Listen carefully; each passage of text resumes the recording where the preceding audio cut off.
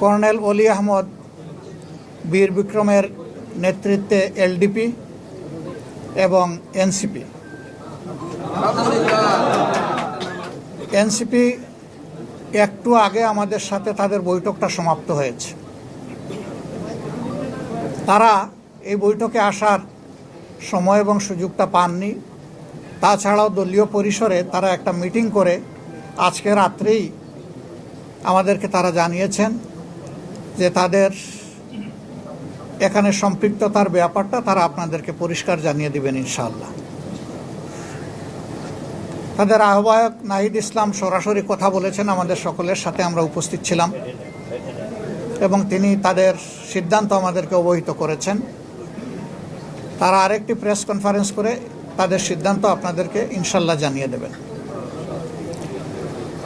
আমরা কিসের ভিত্তিতে একত্রিত হয়েছি, আমাদের লক্ষ্যের কথা আমরা বলেছি।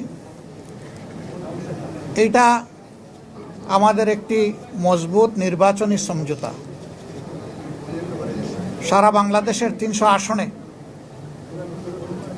আমরা বসে নিজেদের মধ্যে আলাপ আলোচনার মধ্য দিয়ে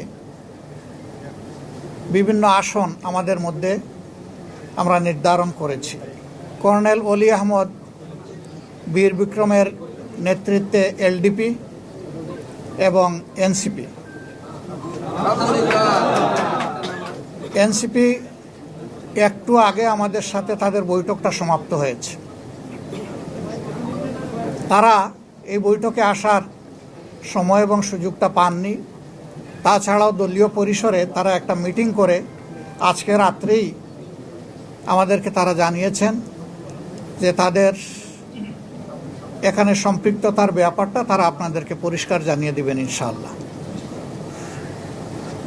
তাদের আহ্বায়ক নাহিদ ইসলাম সরাসরি কথা বলেছেন, আমাদের সকলের সাথে আমরা উপস্থিত ছিলাম এবং তিনি তাদের সিদ্ধান্ত আমাদেরকে অবহিত করেছেন।